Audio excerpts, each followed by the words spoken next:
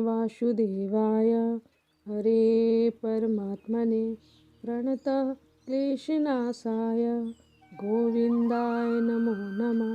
कृष्णाय वासुदेवाय हरे परमात्मने प्रणतः क्लेशनाशाय गोविंदाय नमो नमः।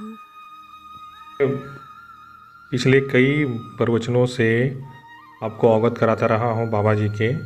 इसी कड़ी में आज अगला प्रवचन प्रस्तुत कर रहा हूँ। आशा करता हूँ आपको अच्छा लग रहा होगा। तो आप इस चैनल को सब्सक्राइब करते रहिए, लाइक करते रहिए और दूसरों के साथ शेयर करिए। तो चलिए देखते हैं आज बाबा जी का प्रवचन, सुनते हैं उनको ध्यान से और लाभ प्राप्त करते हैं। राधे राधे। मेरे पिताजी गुजर गए थे। मैं महादेव की बहुत भक्ति करता हूँ। मुझे 6 महीने पहले सपने में नागा साधु आए और एक जन बोला कि मैंने बोला तुम मेरे पिता बन जाओ, तो कहते कि खंडोबा मंदिरा पुणे, मैं तो आ जाऊंगा, तू मुझे संभाल पाएगा? तो प्रभु इस स्वप्न का क्या अर्थ है?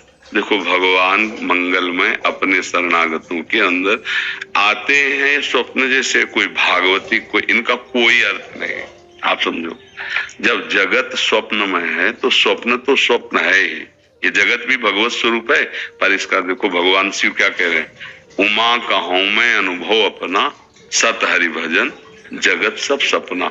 अच्छा, आप विचार करके देखो, स्वप्न में 3 प्रकार के स्वप्न होते हैं। एक होता सात्विक, जिसे आपने वर्णन किया। एक होता राजसिक, जिसमें हम भोग भोगते हुए नजर आते हैं। एक तामसिक, जिसमें लड़ाई झगड़ा मारकाट शुरू होती। और एक होते बिल्कुल फेक, बिल्कुल व्यर्थ के, जिनका कोई मतलब नहीं होता। तो ये तीनों गुणों से आए हुए स्वप्नों में यदि कोई महात्मा आता है, कोई भगवान आते हैं, तो हम उसे भगवान की वृत्ति जो पवित्र है उसे कृपा समझते हैं। लेकिन हम उसको इस चिंतन में लेते कि इसका मतलब क्या होता है। कुछ मतलब नहीं होता, स्वप्न है। एक दिन राजा जनक जी ने स्वप्न में देखा कि मेरा राज्य छिन गया और मैं भिखारी बन गया और बहुत भूखा हूं।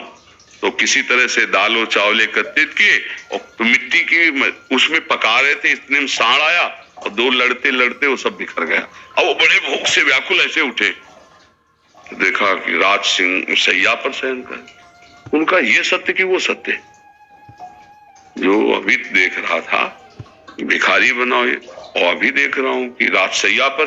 तो सभा में जाके पूछा ये सत्य कि वो सत्य, कोई उत्तर नहीं दे पा रहा था। तो अष्टावक्र जी वो बहुत बड़ा प्रसंग, लेकिन सारा वो सीधे बोले ना ये सत्य ना वो सत्य। समझ रहे हो, ये भी असत्य है और वो भी असत्य है। इसलिए नाम जप करो, इनका कोई मतलब नहीं है। संत महात्मा भगवान आए दर्शन दे, ये हमारे सात्विक भावों का फल है जो हम गिरिराज जी में रह रहे हैं, जो हम भगवान की आराधना कर रहे हैं। तो इससे सब आएंगे, इसका कोई पॉजिटिव या निगेटिव कोई इसका अर्थ नहीं।